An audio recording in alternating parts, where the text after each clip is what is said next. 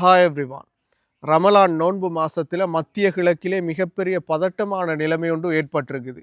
இஸ்ரேலும் அமெரிக்காவும் இணைஞ்சு ஈரான் மீது தாக்குதலை முதல்ல மேற்கொண்டிருந்தாங்க.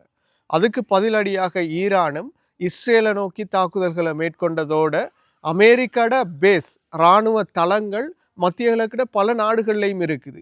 அந்த நாடுகளில் இருக்குது அமெரிக்காட தளங்களை நோக்கி ஈரான் தாக்குதல்களை நடாத்திட்டு வருகிறது. அதுல முக்கியமா கட்டார், யுஏஇ, குவைத், பஹ்ரைன் என்று சொல்லி பல நாடுகளை நோக்கி ஈரான்ட தாக்குதல், அதாவது அமெரிக்காட பேஸ்மெண்ட்டை நோக்கி தாக்குதல்கள் நடத்தப்படுது. அதுல யுஏஇல ஒருத்தர் உயிரிழந்ததாகவும் சொல்லப்படுது. முக்கியமா கட்டாரை நோக்கி தற்பொழுதும் தாக்குதல்கள் நடத்தப்படுது. இது மிகப்பெரியதொரு பதட்ட நிலையையும் மிகப்பெரிய ஒரு ஆபத்தையும் மத்திய கிழக்கில் ஏற்படுத்தி இருக்குது.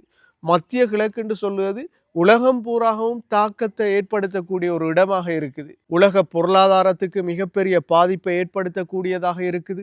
அதே போன்று மக்கள் தங்களோட இயல்பு வாழ்க்கை பாதிக்கக்கூடிய நிலைமைக்கு மாறி இருக்குது. வெளிநாட்டவர்களோட இருப்பு கேள்விக்குறியாக இருக்குது. உள்நாட்டு மக்கள இருப்பு கூட கேள்விக்குறியாக இருக்குது. இப்படி பல பிரச்சனைகளை இந்த மத்திய கிழக்குல இந்த யுத்த சூழ்நிலை ஏற்படுத்தி இருக்குது. இதை யார் ஏற்படுத்தினது என்று சொல்லி பார்த்தா அமெரிக்காவும் இஸ்ரேலும் சேர்ந்து இந்த தாக்குதலை முதல்ல ஆரம்பிச்சு இதை ஏற்படுத்தி இருக்காங்க. இருந்தாலும் அவங்களோட நாடு சேஃபாக இருக்குது. அமெரிக்காவில் எந்த பாதிப்பும் இல்லை. பொதுவாக தொடர்ச்சியாக அமெரிக்கா செய்த செயற்பாட்டில் ஒன்றுதான், எந்த நாட்டுக்கு அடித்தாலும் அவங்களோட நாடும் அவங்களோட நாட்டு மக்களும் எந்த பிரச்சனையும் இல்லாமல் இருப்பாங்க. அதே நிலைமை தான் இப்போ மத்திய கிழக்கிலையும் ஏற்பட்டிருக்குது. மத்திய கிழக்கை நோக்கி இவங்களுடைய தாக்குதல்கள் தொடர்ச்சியாக இடம்பெறுது.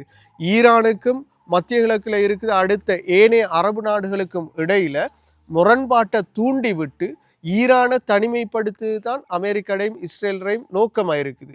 ஈரானை தனிமைப்படுத்தி ஈரான் அரசை வீழ்த்தி ஹுமைனியை கைது செய்யணும் அல்லது கொல்லணும் என்று சொல்லுவது தான் இஸ்ரேலையும் அமெரிக்காவையும் நோக்கமாக இருக்குது. உலகத்தில் அமெரிக்காவை எதிர்க்கக்கூடிய ஒரு நாடாக ஈரான் இருக்குது. ஈரானை ஒழிச்சு கட்டிட்டோம் என்று சொன்னால் அமெரிக்காவுக்கும் இஸ்ரேலுக்கும் எதிரான நாடுகள் இல்லாம போகும் என்றதால தான் இந்த ஈரானை நோக்கிய தாக்குதல்களை இஸ்ரேலும் அமெரிக்காவும் ஏற்படுத்தி இருக்குது. இருந்தாலும் முழுமையாக ஈரானை வீழ்த்த முடியுமா என்று சொன்னா அது கேள்வியாகத்தான் இருக்குது. ஒரு பக்கம் பேச்சுவார்த்தை நடாத்தினதா சொன்னாலும் அடுத்த பக்கம் என்ன செய்யறாங்கன்னு சொன்னா யுத்தம் செய்யறாங்க. இப்படியான ஒரு சிச்சுவேஷன்ல தான் மத்திய கிழக்குல ஒவ்வொரு நாடுகளும் பதட்டமான சூழ்நிலையில உருவாகி இருக்குது. அதுலேயும் மத்திய கிழக்குல வான் பரப்புகள் கூட பல நாடுகள்ல மூடப்பட்டிருக்குது. இலங்கை கட்டுநாயக்கில இருந்து போற விமானங்கள் கூட ஈரான் அதே போல மத்திய கிழக்குல சில வான் பரப்புகள் ஊடாக செல்ல முடியாத நிலை இருக்கத்தால அந்த விமானங்களை தடை செஞ்சுள்ளதாகவும் சொல்லுதாங்க. இது ஒரு மிகப்பெரிய ஒரு அதிர்வலைகளை உலகத்தில் ஏற்படுத்தி இருக்குது. இந்த அதிர்வலைகள் இந்த பிரச்சினைகள் தொடருமாக இருந்தால் உலக நாடுகளோட பொருளாதாரம் பாதிக்கக்கூடிய நிலைமை ஏற்படும். எரிபொருள்ற விலை அதிகரிக்கும், பொருட்களோட விலை அதிகரிக்கும். அதுல இலங்கை போன்ற நாடுகள்லையும் பொருளாதாரத்துல மிகப்பெரிய வீழ்ச்சி ஏற்படக்கூடிய நிலைமை இருக்கும். இருந்தாலும் இலங்கையில 6 மாதங்களுக்குரிய பெட்ரோல் இருக்கிறதாக சொல்லுதாங்க. என்றாலும் இந்த யுத்தம் தொடருமாக இருந்தால் இலங்கை உட்பட பல நாடுகளும் பாதிப்பை எதிர்கொள்ளும். அதே போல இலங்கையை சேர்ந்த பலரும் மத்திய கிழக்கு நாட்டில் வேலை செஞ்சு வராங்க. அவங்களும் பாதுகாப்பாக இருக்க வேண்டிய ஒரு சூழலை தற்பொழுது ஏற்படுத்தி இருக்குது. எனவே அந்த நாட்டில் வாழுத மக்களாக இருந்தாலும் சரி, இலங்கை, இந்தியா போன்ற ஆசிய நாடுகளிலிருந்து போய் வேலைக்கு சென்றவங்களாக இருந்தாலும் சரி, அனைவரும் பாதுகாப்பாக இருக்கணும்.